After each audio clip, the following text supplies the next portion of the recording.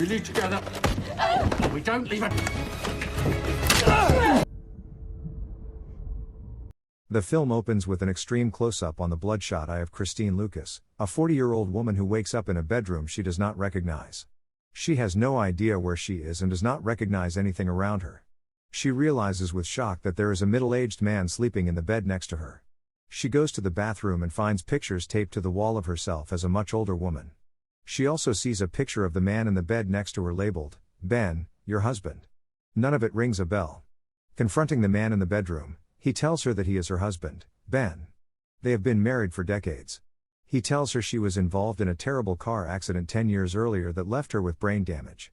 Every evening, when she goes to sleep, she forgets everything, waking up with a blank slate the next morning with no memory of her life from her early 20s onwards.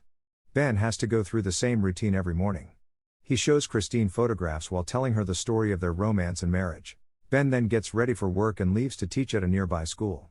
While Christine looks around the house, a neurologist named Dr. Nash calls. He informs her that she has been in treatment with him for the past few years. He tells her to locate a video camera hidden inside her closet. Dr. Nash tells Christine not to inform Ben about the camera. He instructs her to watch the videos and call him back. Christine watches a video diary of herself, which she is unfamiliar with. Over the last 2 weeks, she has recorded a video diary, prompting an extended flashback to illustrate what she's learned so far. She then meets Dr. Nash, who explains that she has been seeing him for some time without her husband's knowledge. He tries to help her deal with her condition. Dr. Nash further reveals that her memory loss occurred 10 years ago after she was attacked and left for dead near an airport hotel. However, she is very confused. Her husband had said that she had a car accident. She wonders why Ben lied to her about the cause of her amnesia. Dr. Nash suggests that perhaps it's just easier. Dr. Nash then takes her back to where she was found after the attack, hoping it would trigger her memory. She was found by the airport. The man who found her explains that it was a long time ago. She was found with blood all over her body, naked apart from a plastic sheet from a nearby hotel. She questions why she would be staying in a hotel, which Dr. Nash suggests might indicate she was having an affair. The medical examination indicated she had sexual intercourse just before the attack.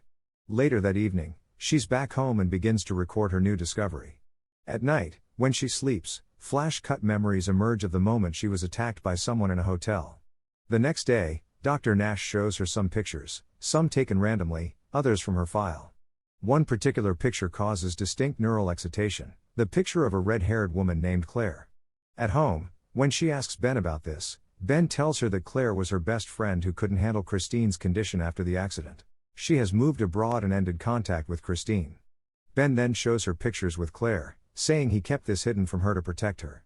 The next day, Christine gets flashes of memory and recalls that she had a son. She angrily confronts Ben over hiding their child. However, to her surprise, he says their son, named Adam, died of meningitis when he was 8. He has been keeping all these secrets away from her to protect her from reliving the pain of that experience. Afterward, while crying, she continues to record these painful discoveries.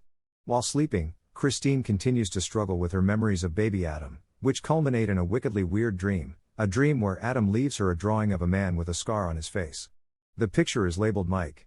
The next morning, she tells Dr. Nash that she thinks Mike was the name of the man she had an affair with. He was her attacker. Nash hugs her to comfort her, he almost kisses her. However, his jacket opens to reveal his hospital ID and his full name, Mike Nash. She sees a vision where Nash attacks her in a hotel. Christine immediately pulls back and runs from him, but he catches her and administers a sedative, leaving her at home. Later that day, her phone rings. It's Dr. Nash. He tells her that he administered a mild sedative to calm her down. He explains to her that she experienced what they call confabulation, her imagination filling in the gaps in her memory, turning him into the man who did this to her. The next day, Christine again meets Dr. Nash. He doesn't feel he can treat her anymore because he has feelings for her, and it's completely unprofessional. Before they part, Dr. Nash tells her a shocking revelation. In 2007, Ben had placed her in an assisted care facility, and later in 2009, he divorced her, leaving her in the care facility. Furthermore, her best friend Claire had been trying to contact her at the care facility. Nash then gives Claire's phone number to her. After hearing that revelation, Christine angrily confronts her husband, asking the reason he divorced her 4 years ago. She demands to know the truth. There, he reveals that when they lost their son, he got depressed, so he divorced her. leaving her in the care facility. However, he soon changed his mind and came back to her. He promises that he will never leave her again. Knowing this truth, Christine understands his situation, and she hugs him. Later that day, Christine contacts her best friend Claire. As she hears Claire's voice, she begins to get glimpses of her past memories with Claire. They agree to meet at a local park. In their meeting, Claire reveals why their relationship drifted apart. Christine's husband, Ben, and Claire had a one-time intimate encounter due to their shared grief at Christine's memory loss. Feeling obliged to keep Ben and Christine's marriage intact, Claire ended contact with her and stayed away from their lives. After apologizing, Claire gives Christine a letter written to her by Ben. Ben sent this to her shortly before they got separated.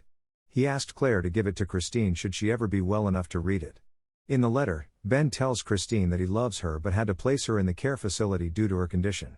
She looked happy there. He decided to leave her for their son Adam's sake. Adam was unable to understand her memory loss and had begun to be afraid of her. Ben believed, for Adam's sake, that they needed to leave her, and he begs her to understand. After reading this letter, Christine understands how difficult it was for Ben to deal with her amnesia. Out of gratitude for his love and care, Christine records a video saying that Ben is her lover and protector, and she wants to make a life with him. At night, she decides to let Ben see the video she has made on the digital camera. She also tells him that she has been seeing Dr. Nash for quite some time. She admits she didn't trust Ben before but completely trusts him now. However, Ben angrily accuses Christine of having an affair with Nash. He strikes her and storms out. On the telephone, Christine talks to Claire about what just happened. Claire is confused because she knows Ben and believes he is a very good gentleman who would never strike her like that. So Claire decides to give Ben a call. A few moments later, Claire rings Christine back. She tells Christine that Ben claims not to have seen her for 4 years. Claire asks Christine to describe the Ben she is living with and whether he has a scar across the right side of his face. She checks Ben's picture, no scar. At that moment, they realize the man she is living with is not Ben. The wedding photo is fake. Christine immediately attempts to escape the house, but the man renders her unconscious. The next morning, Christine again awakens with no memories. She finds the camera and sees her entry saying she loves Ben and wants to make a life with him. Ben calls Christine and tells her to pack, as they are going on a trip that night. That night, Ben takes her to a hotel close to where she had been found. In the hotel room, she gets glimpses of what happened 10 years ago. He reveals that he is Mike, the man she had an affair with. Christine then remembers that Mike had wanted her to reveal their affair to Ben, but Christine refused. Their argument culminated in Mike viciously attacking Christine, resulting in her amnesia. He also inadvertently reveals that Christine's son, Adam, is still alive. Declaring his love for Christine, Mike deletes the videos on her camera and states that he is no longer interested in disguising as Ben. He tells Christine that they shall live together, or no one shall live. Another struggle ensues, but this time Christine knocks Mike out and gets away. She sets off a hotel fire alarm while running from the hotel and is seen telling her story on the camera while waiting in an ambulance. Christine wakes up in a hospital bed and is visited by Nash, this time as a friend and not as her therapist. He assures her the man responsible for her condition, Mike, has been arrested. He tells Christine that she has visitors and that he hopes the visit will provide the breakthrough they have been hoping for.